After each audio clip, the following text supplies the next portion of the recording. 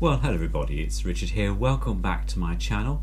Today is day 26 of a tuna day, keep the coronavirus away. And to celebrate Saturday, as it's Saturday the 2nd of May, just had a check. Cheers everyone. Having a rather nice glass of my favourite tipple, which is Barefoot Rosé, which it's quite often on offer at Waitrose, so it's nice to have at least 2 bottles in the house just in case I need a relief halfway through the day, as it were. And as it's Saturday, I've been quite busy today. The weather has been about 16 degrees here in the UK and quite sunny and quite warm, and then on occasions you feel a sort of breeze gets up and it turns a bit nippy, but most of the day for me has been good. So first of all, I didn't do a run today. I did a run yesterday, so as I probably told you anyway on yesterday's broadcast. Today I'm going to talk about several things. The first is that I took the opportunity, as the weather was quite nice and fine, to give my Fiat Spider 124 a really good clean in terms of polish, and right down on my hands and knees today under the car, making sure all the underside was okay as well. And so I'm going to post a video of Passio, as she's called, with the engine nicely running, with some nice throbbing notes from the rear exhaust. So I hope you enjoy those, along with some photographs.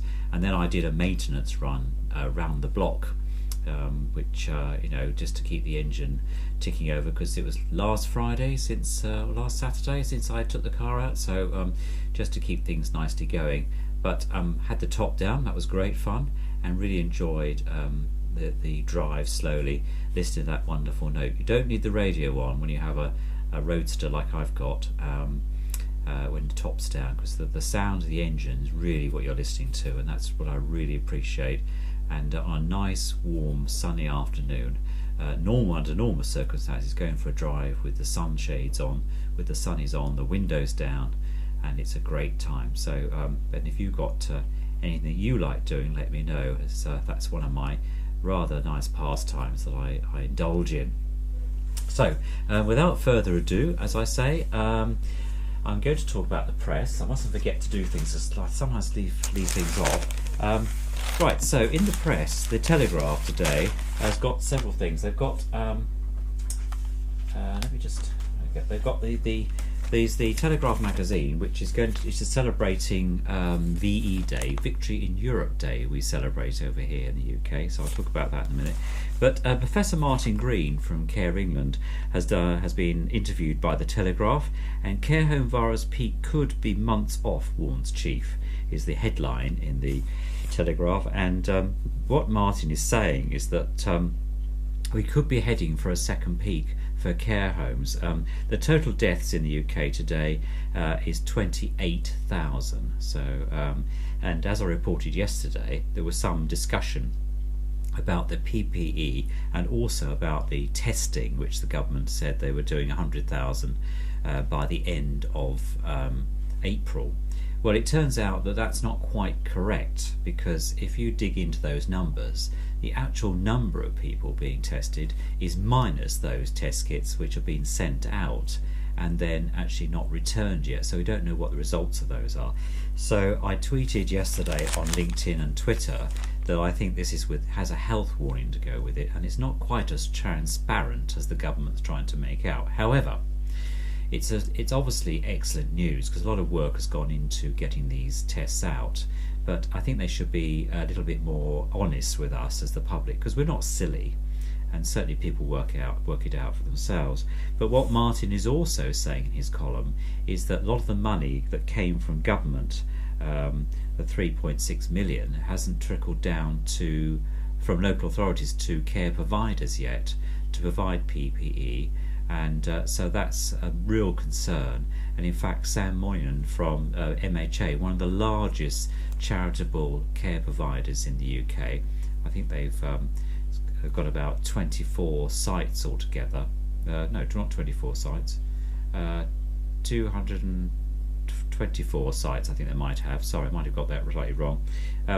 who was saying that there's still trouble with testing and staff, let alone residents, and particularly where residents haven't got any symptoms, then obviously people are being tested, but in fact they need to be, and also staff getting tests as well. And I reported yesterday that the testing centres weren't exactly mobile, though the government are saying that. So there's still some disagreement between what the actual politicians are saying at the podium and on the ground what is actually happening. But the overall picture is that we've now got 28,000 people have passed away in the UK. That's care homes and in hospitals. But the numbers of those entering hospital is actually falling.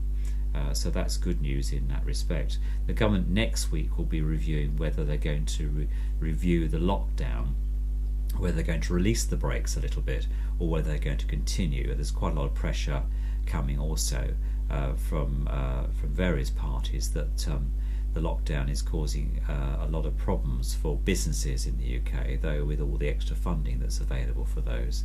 And the government are pumping even more in to charities today to support those people who are suffering from domestic violence, which is on the up due to the fact that people are stuck together in their houses. So it's a mixed picture today, but so it really means that the NHS and that are really doing their very good job. And I take my hat off to all those people working in social care and also those people who are working in the NHS, because you're doing an amazing job, and never forget that. And certainly from my contacts, those people who suffered coronavirus themselves, it's a nasty disease, and so you need to keep your social distancing, although there's some debate now whether social distancing of 2 metres in open spaces is actually any benefit. Is more likely to cause some concern if you're in a closed environment. My suggestion would be that either is better than nothing, and we know through coughs and sneezes spread diseases, as the saying goes, that clearly you need to keep distance away from anybody. And also there's big debate about face masks, whether they should be worn in the UK, and I would suggest it's more a case for those people who have an infection that need to wear the face mask, so they don't pass something on to the rest of the community who may not. And I think that probably, but as for face masks, we all know they're probably not worth anything past 5 minutes, and so there's non-surgical face mask and face masks. So there's quite a lot of wide debate yet, and we're waiting for the science to crystallise before any advice is given. So that's a little bit about what's going on in the press. I mentioned earlier, as I said, there's an amazing article about victory in Europe, and one of the things I wanted to draw to your attention to was in here is that there's an amazing picture of Dame Vera Lynn, and I thought I'd post a picture on the video as the video is running so you can see that. And as I said some days ago, Vera Lynn is now 103, and there's an amazing photograph of her here, one next to her when she was much younger, and she does look remarkable for her age, I think. So so I'll put that on there and all. But well done, Vera. It's amazing achievement. She's sitting next to her portrait when she was much younger. That's quite good. That's good. I'd just like to mention that I watched Midway last night. An amazing DVD film, and I was really impressed with Lionsgate, who produced this. Really is a very good movie, and there's a lot of CGI in it, but you don't notice that. And it's actually based on truth, which I thought was even better, because there was more of a catch for me to watch it. And the DVD comes with this very good little booklet, which has all about the actual people, the actual heroes. They say, yes, the real heroes, and who the actors are. And Dick Best, for example, he's an amazing guy, and I really enjoyed a real hero, a daredevil hero, really, when you see what's going on in the film. And so yeah, a really good video. It gets a 10 out of 10 from the Richard scale, and I'd recommend it to you. If you haven't watched it, do watch it, and it's well worth it. It's well worth it, and the historical accuracy is very good. The last version I think came out in the 70s, if I'm right, and I think this is a march on that. Clearly the story doesn't change, but but I think the how the story is told, both from the American side and from the Japanese side, from the island of Midway, is really quite good. So I'll certainly be keeping that one in my collection. So yeah, so said booklet inside. I was just reading there. So that's that. Well done. Good. Okay. Let's the video, the YouTube video of the day. The YouTube video of the day. Today I'm going to focus on Sam Choi, and Sam Choi runs a channel particularly looking into passenger aircraft, and I've been following Sam for some time. He's got an extremely good the program is really well done. Cinematography is what I'm trying to say. It's really well done, and and today I watched one of his videos, and he was flying over all those parked up planes, because clearly no one's flying. We've got issues with Gatwick Airport. The fact that British Airways say they may not be going back there. They're making over 3,000 people redundant. Virgin Atlantic is also saying they've got problems. Virgin Australia has actually already gone into administration, and Ryanair is also in a similar situation. Michael O'Leary is going on about that his air company may be going to the wall as well, and they'll be making people redundant. So Sam was flying over all these aircraft that were parked up, and also cruise lines, of course, are being affected as well. So there was some footage over an area where all cruise ships were seen to be parked as well, or docked. So it's quite concerning how this part of the economy is being affected. But Sam's video normally focuses on his trips on the various airlines. Etihad, where else has he flown with? Qantas, United Emirates, United Airlines, and 747's the last 747. And it's an amazing channel. So if you're interested in aviation at all and you enjoy that type of thing, pop over to his channel. I'll put the link on the description box for you. But that's my YouTube channel of the day, and certainly worth a watch. And I'll let him know that I've made a point of mentioning his channel, like I've done with Richard Hadfield and with Ian from Hubnut, who I was on a live stream with this morning. So over his Citroen GS, answering questions there. So yeah, great fun. So the whole channel today, or the whole broadcast, is about, of course, the music. And today I'm going to play the B side of I've Got a Feeling You're Foolin', and this is the from the same Broadway melody, 1936, with Eleanor Powell, Tommy Dorsey and his orchestra, and I'm playing that on the Victor VV50.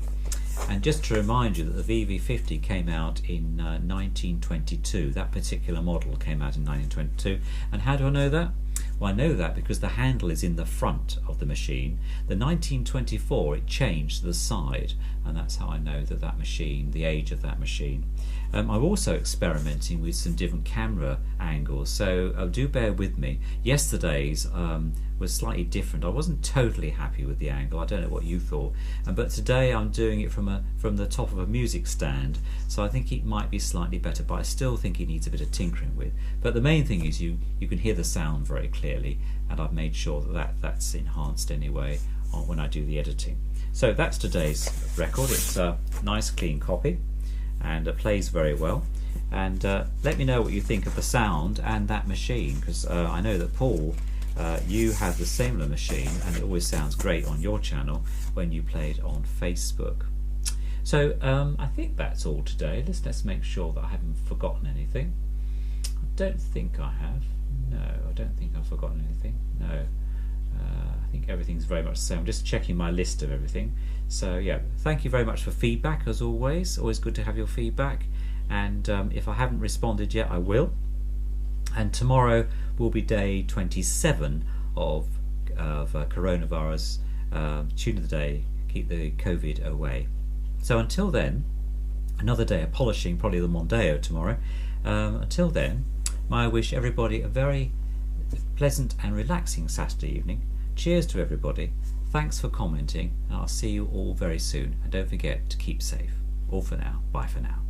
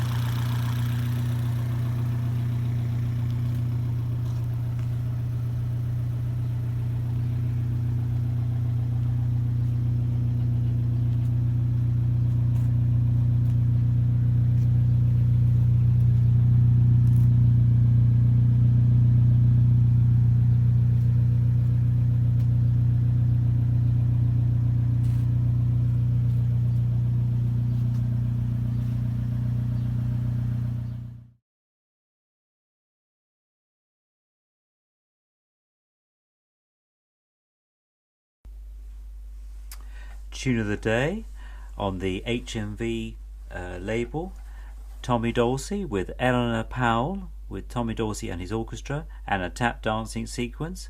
I've Got a Feeling You're Fooling, number B8396, played on the Victor VV50. Enjoy.